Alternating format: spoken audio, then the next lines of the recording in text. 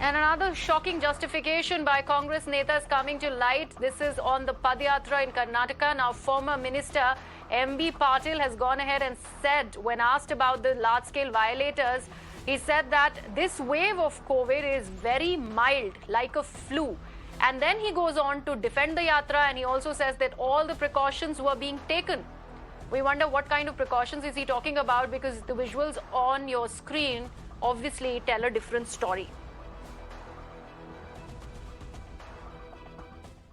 Already our senior counsel and counsel for Congress party, Mr. Ponnana, has told when court has given time until day after tomorrow, Padyatra is a fundamental right, and those things already have been seized before this one, we will reply before the court.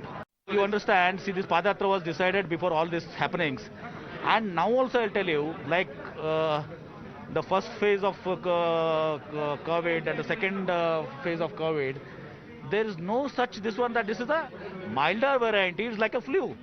See, it's a milder variety, and there is no question of ICU things and all admissions, deaths, and all this. It's like a this one, and see, and we are saying this, but we are responsible.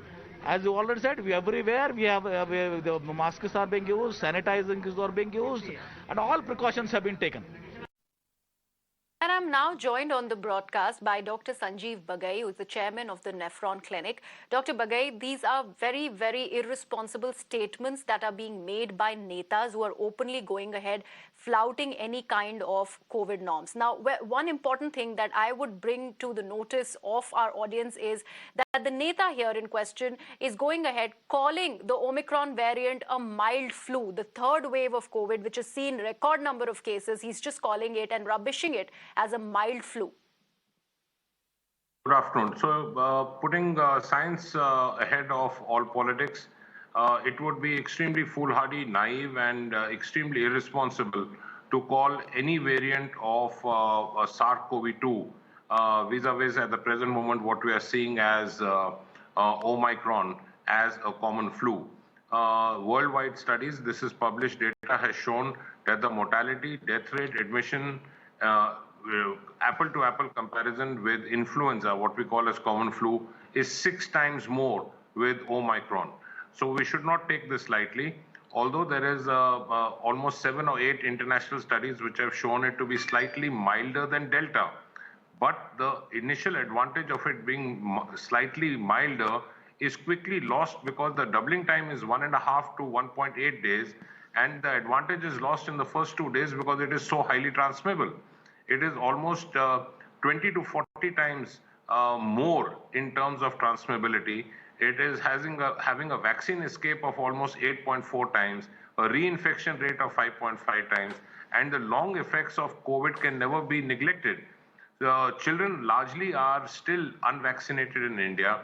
The elderlies, the people with comorbids, are at extreme risk. Now, what is mild, so-called, for one person may not be very mild for another person with comorbidities.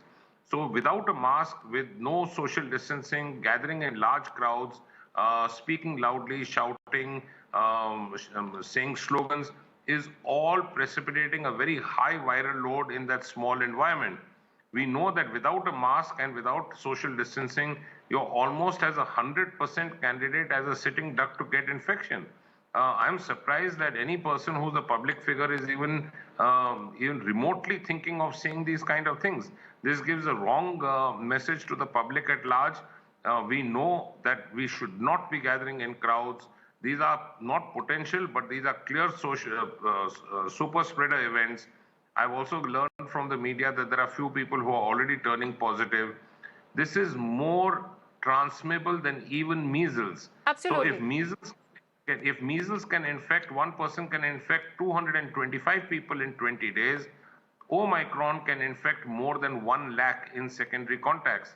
There is no reason for us to spread this infection when it is already so transmissible by a genomic code.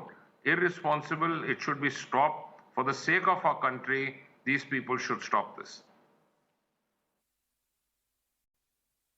Absolutely. Dr. Bagai, in fact, not few, a lot of these netas are in fact testing positive by the day.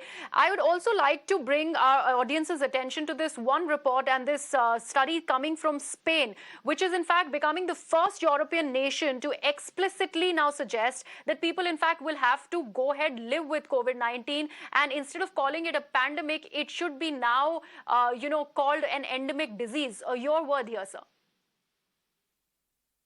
I would be little reluctant to call it endemic at the present moment.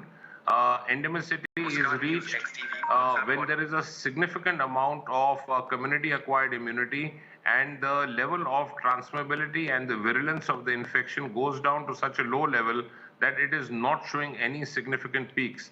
At the present moment, we are still a couple of miles away from reaching a significant amount of community-acquired immunity. Over a period of time, we may learn to live with it like we are living with influenza and certain other viruses.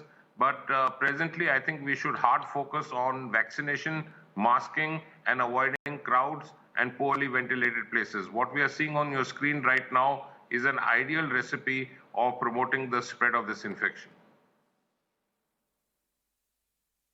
Right. Thank you so much for joining me on the broadcast, Dr. Bagai, and giving us all those inputs, much required inputs. So you've heard Dr. Bagai there that this is an irresponsibility on part of the netas and certainly should not be allowed to continue.